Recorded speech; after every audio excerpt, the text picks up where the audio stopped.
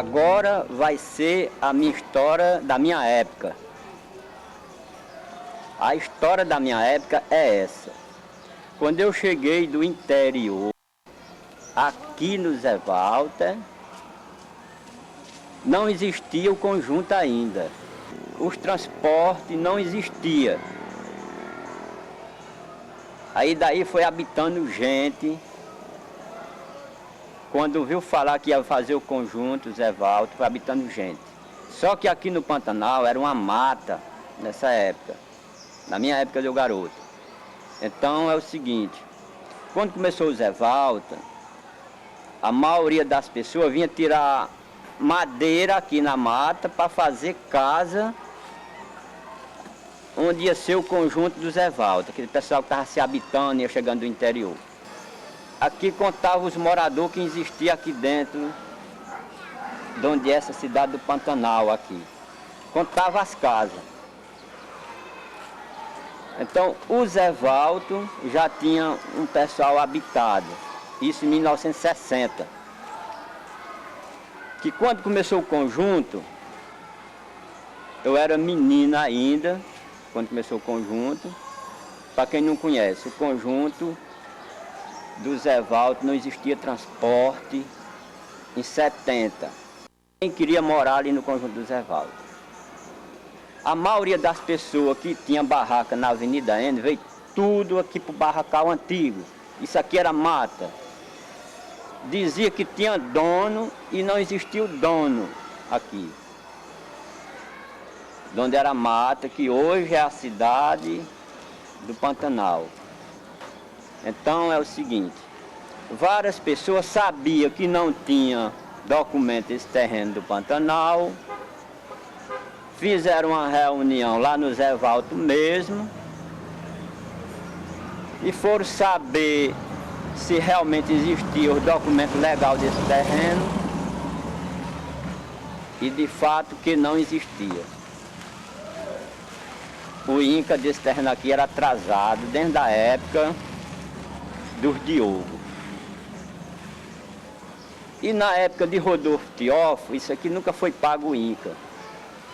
Onde tinha um pedaço cercado a gente não entrava porque alguém dizia que era dono e no mesmo instante não era dono. Ele estava só aguardando ali, grilando aquele pedaço de terra para ficar para ele.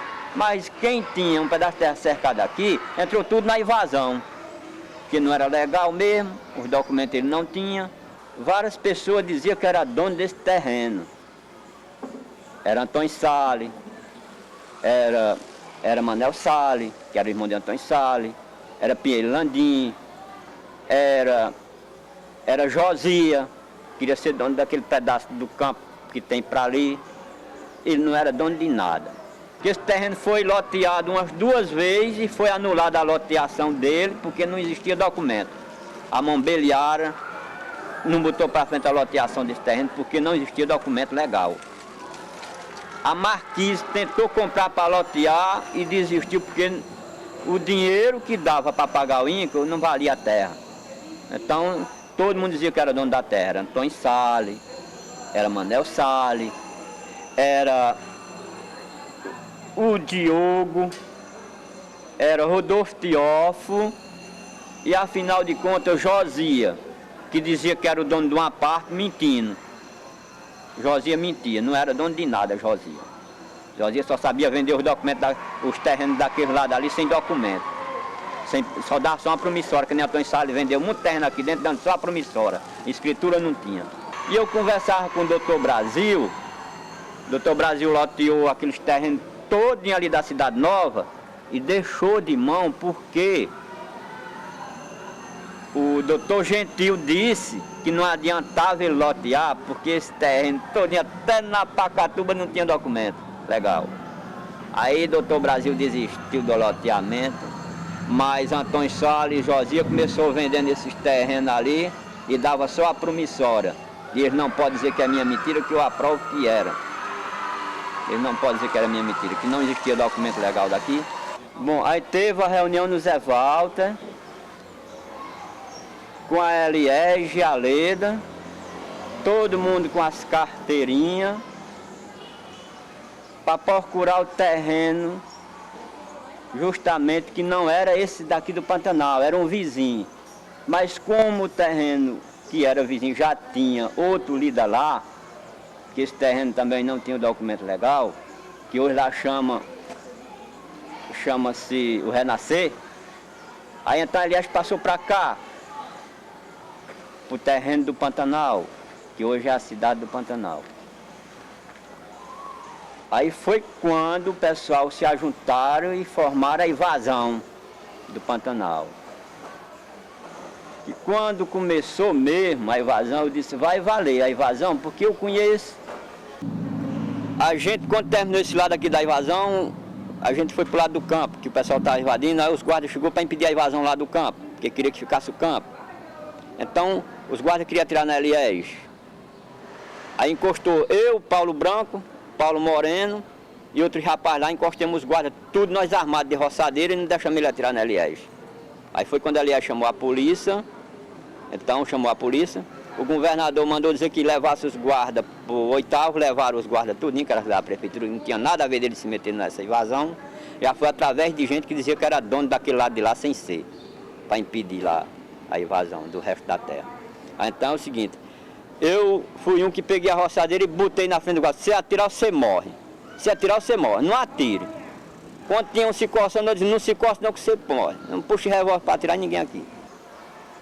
Então, o pessoal foi chegando gente do Pirambu, gente do centro de Fortaleza, gente da Parangaba, gente do interior, e sabendo da invasão daqui, todo mundo veio para cá. Era muita gente na invasão. E eu, como morava no Zé Walter, eu sabia que não ia dar problema, peguei meu pedaço aqui e hoje moro nessa cidade maravilhosa que eu conheço desde quando era mata, quando eu era menino.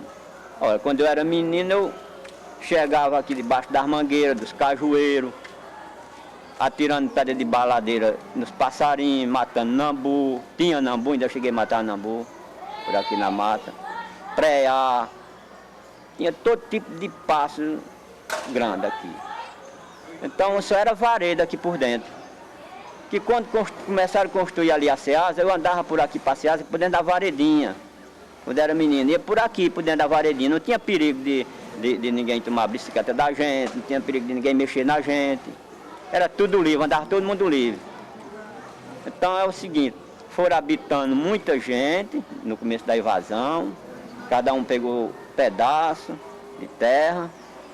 Aí a Eliés marcou o dia da medição da terra.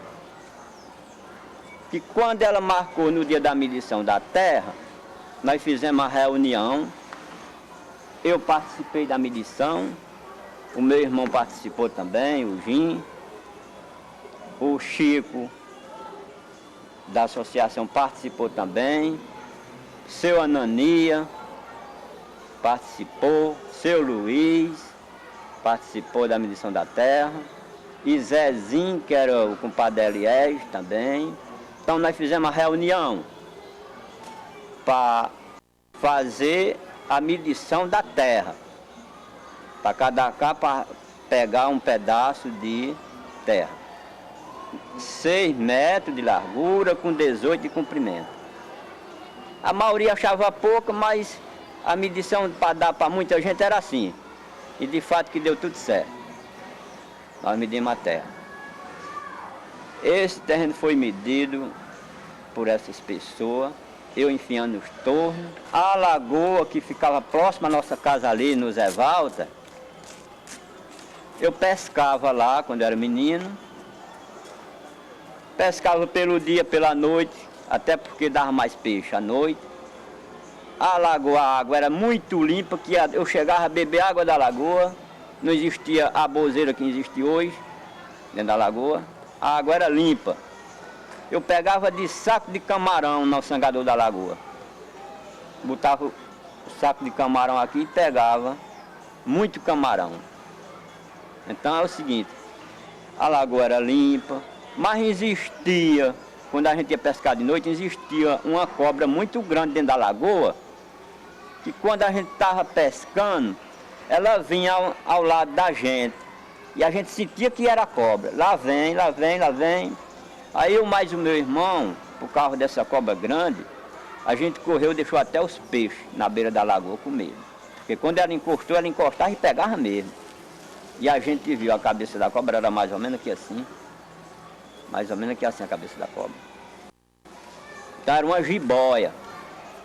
Zé Feitor, que é um dos antigos daqui, ele disse que estava cansado de pescar de noite e via essa cobra e tinha medo dela pegar ele. Então, meu amigo, isso não é uma anedota, é uma verdade que eu vi com meus olhos quando eu era menino. E então é o seguinte, quando mataram essa cobra, ela deu 3 metros de tamanho a cobra. Ela deu 3 metros, era uma jiboia. Eles tiraram o couro para todo mundo ver dessa cobra. E tinha gente que não queria matar ela não, mas mataram porque ela pegava criação. Ela era perigoso pegar uma criança dentro da lagoa, mas tiveram que matar ela. Essa cobra deu 3 metros. E antes disso, eu fui tirar umas varas para fazer uma casa de tapa que nós estávamos fazendo. Juntamente mais meu pai. Quando nós chegamos na vareda, beirando a lagoa, a gente avistou aquele pau atravessado na vareda. Aí meu pai disse, será que isso é uma estaca? Eu disse, não, está se mexendo. Não chegar para perto não. Aí ele foi para perto dela, a bicha se inchou.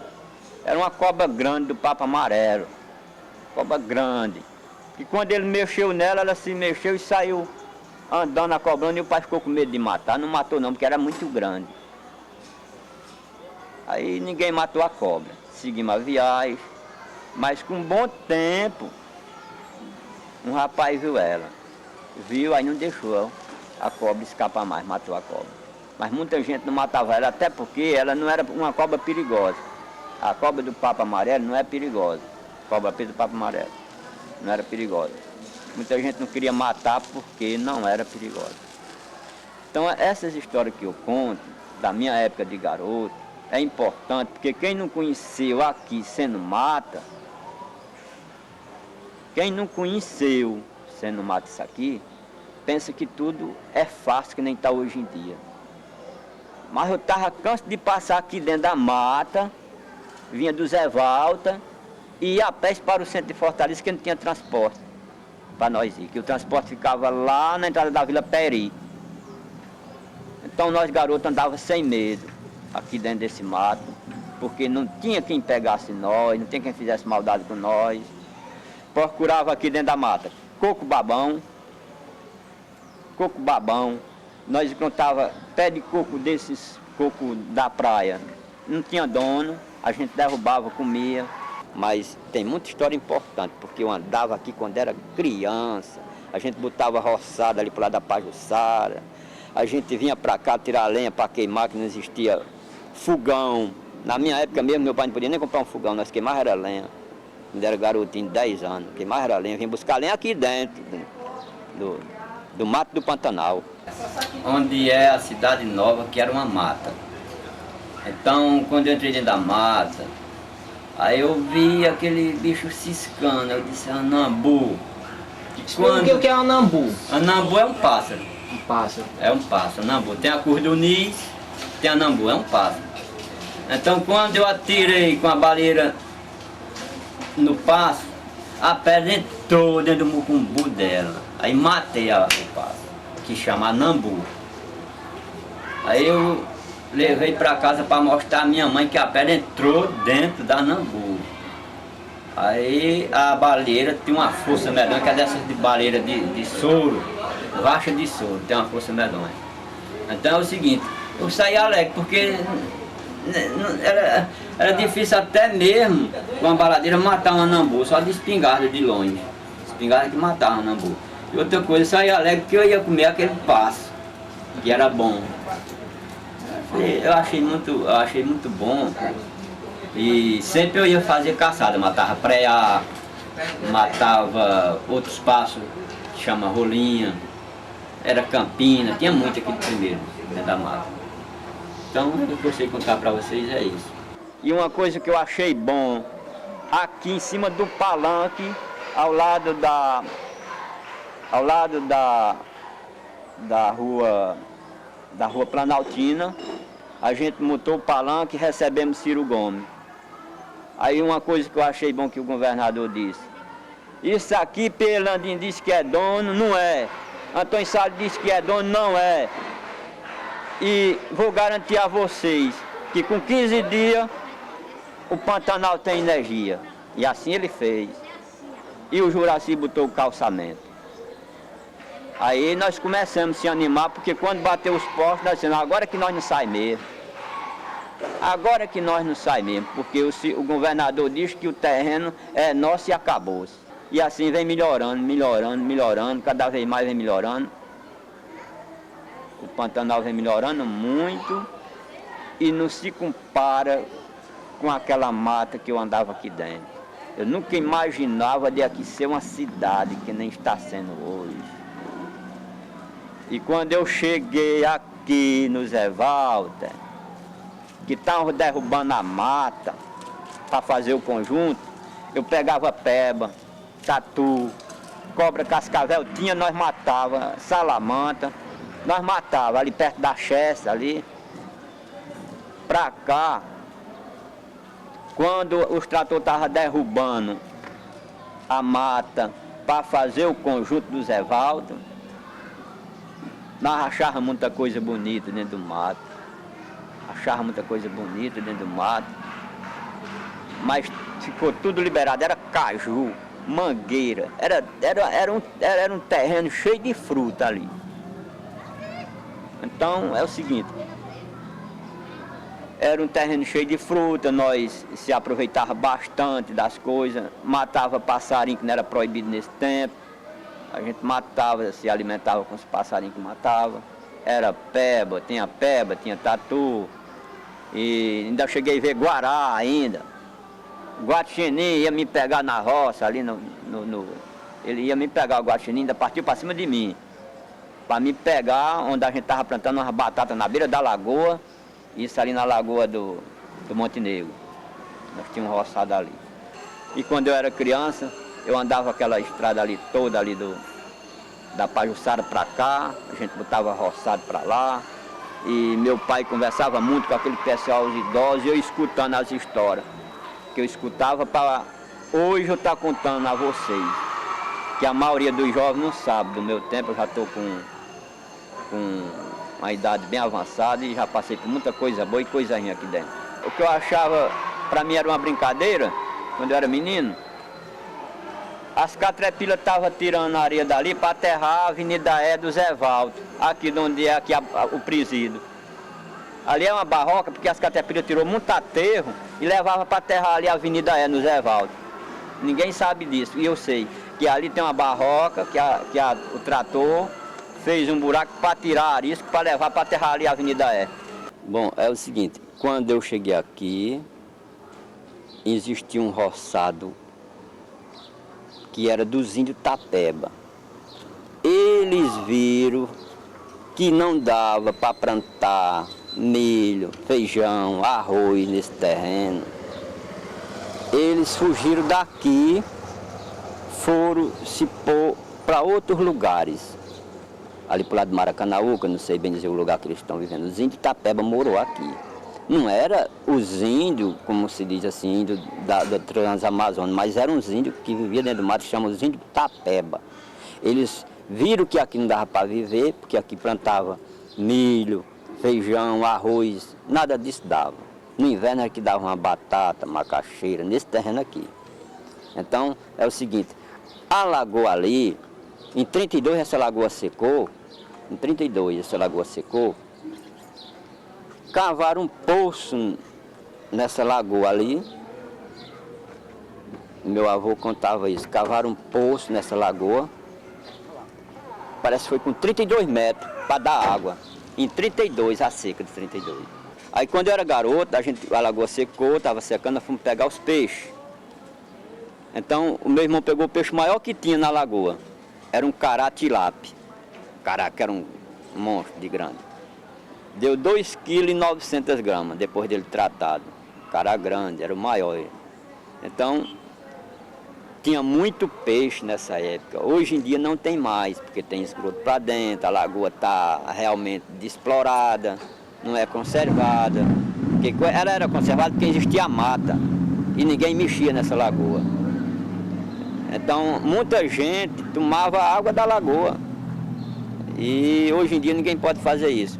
E assim, gente, eu vou terminando essa entrevista com vocês. Outro dia eu faço outra que eu vou me lembrar de mais coisas importantes que fora dessas histórias. Tá certo?